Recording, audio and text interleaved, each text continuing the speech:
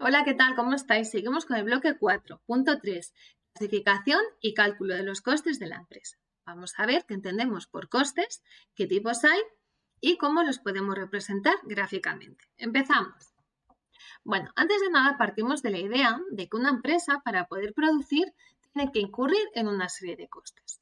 Por ejemplo, necesitará comprar o adquirir materias primas, necesitará contratar a personas, pagar alquileres, suministros, por suministros entendemos luz, agua, tendrán que adquirir máquinas y todo esto tiene un coste.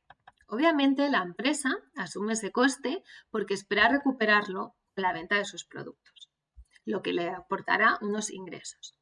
Por lo tanto, podríamos decir que el coste de producción es el valor monetario de los factores que la empresa ha utilizado para poder producir esos bienes y servicios que posteriormente oferta al mercado.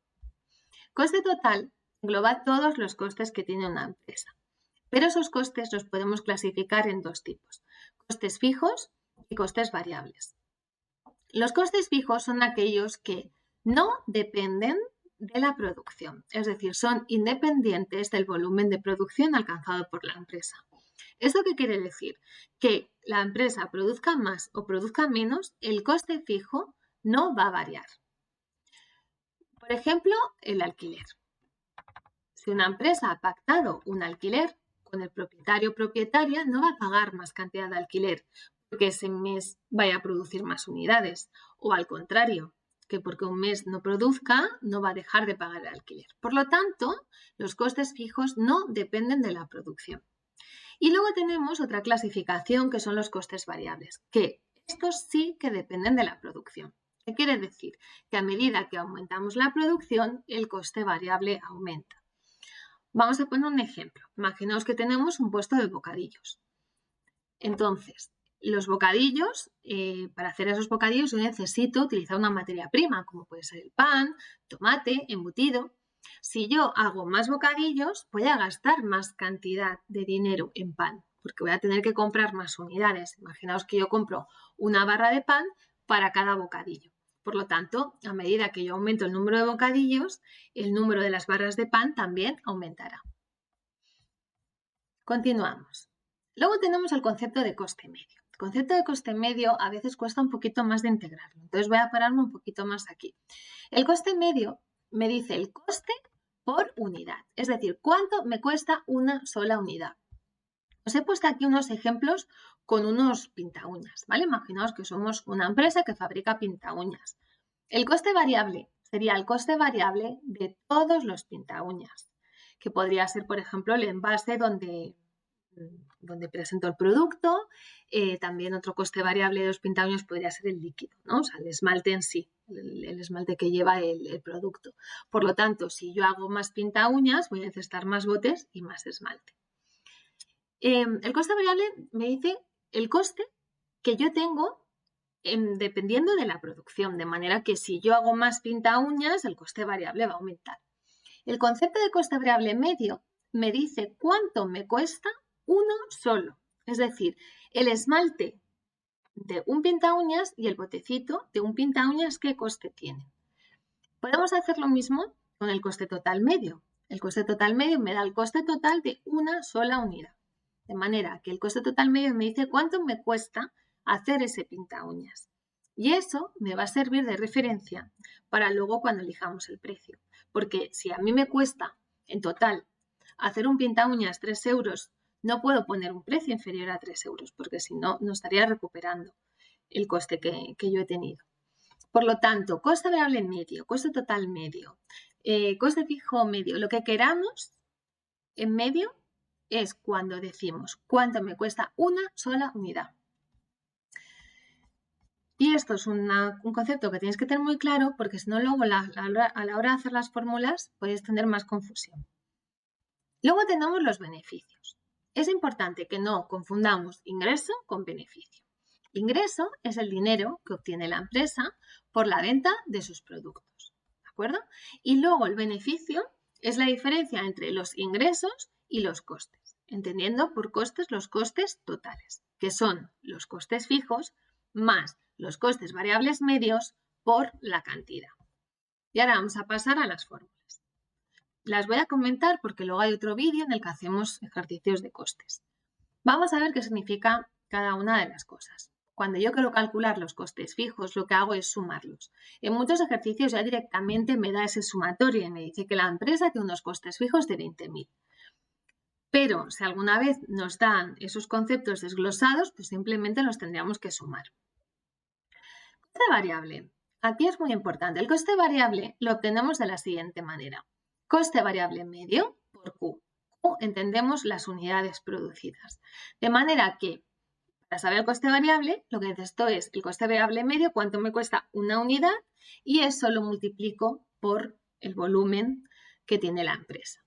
Coste total será coste fijo más coste variable. El coste variable hemos dicho que es coste variable medio por Q. Luego tenemos el coste variable medio, que sería coste variable entre las unidades, coste total medio, coste fijo medio. ¿Qué podemos observar? Que cuando yo quiero encontrar el coste medio, lo que hago es dividir entre Q. Si yo quiero saber el coste variable medio, haré coste variable entre Q. Si yo quiero saber el coste medio o coste total medio, pues haré el coste total entre Q. ¿De acuerdo? Por lo tanto, las fórmulas de coste medio son sencillas. Recordad que es dividir entre Q lo que yo quiero saber. Luego tenemos el ingreso, que es el dinero que hemos comentado, que es el dinero que la empresa obtiene por la venta de sus productos, y es cuántos productos vendo, a qué precio vendo cada uno. Y por último, los beneficios, que es la diferencia, como hemos dicho, de los ingresos y de los costes. Es importante que no recordemos solo ingresos menos costes, sino que sepamos que el ingreso es precio por cantidad y que el coste total es coste fijo más coste variable medio por Q. ¿Por qué? Pues porque habrán ejercicios en los que a lo mejor tenemos que encontrar la cantidad. Nos da el beneficio, nos da todos los datos, menos la cantidad, tenemos que despejar. Y para eso tenemos que desglosar este ingreso menos coste total, lo tenemos que desglosar de esta manera. La representación gráfica en esta parte también es muy, muy importante, ¿vale? Entonces es importante que no memoricemos estas gráficas, sino que las entendamos. Tenemos 4 líneas. Tenemos que representar, por un lado, coste fijo, por otro lado, coste variable, coste total y los ingresos. Vamos a primero mirar los ejes. Aquí vamos a reflejar los ingresos y los costes. Y aquí vamos a reflejar las unidades. Vamos a empezar. Comenzamos con los costes fijos. Los costes fijos es una línea horizontal. Son constantes. Hemos dicho que no dependen de la producción, de manera que yo produzca más o produzca menos, ese coste no va a variar. Luego tenemos los ingresos y el coste variable. Vemos que tienen en común que nacen del mismo punto, pero se diferencian en la pendiente de las líneas. Nacen del mismo punto, nacen del cero. ¿Por qué? Porque si miramos la fórmula, el coste variable es el coste variable medio por Q y el ingreso es precio por Q. Es decir, tienen en común en que dependen de la producción. Si miramos el precio, si comparamos el precio de venta con el coste variable medio, tenemos que entender que el precio tiene que ser mayor que el coste variable medio. O sea, a mí me cuesta más hacerlo del precio de venta, pues entonces a nivel de negocio no sería sostenible. Por esa razón, como el precio es mayor que el coste variable medio, por esa razón la pendiente que tiene el ingreso es mayor. Y luego nacen del cero, ¿por qué? Porque si Q es cero, si producimos 0 unidades o vendemos 0 unidades, el ingreso o el coste variable sería 0. Por lo tanto, nacen de aquí. Y ya solo nos quedaría una línea por representar, que es el coste total. El coste total vemos que tiene la misma pendiente que los costes variables. Y los costes totales los calculamos como el coste fijo más el coste variable. Por lo tanto, los costes totales son paralelas, es una línea paralela a los costes variables y nace de los costes fijos. Así que intentad darle cierto razonamiento y cierto sentido a esta gráfica. Y por último, tenemos los costes directos y los costes indirectos. Bueno, es otra manera de clasificar los costes que tiene una empresa.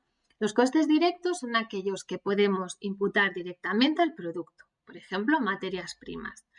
En el ejemplo de los pintaúños sería cuántos botecitos hemos utilizado. Pues eso sería coste directo. Y luego los costes indirectos pues son aquellos que afectan a todo el proceso.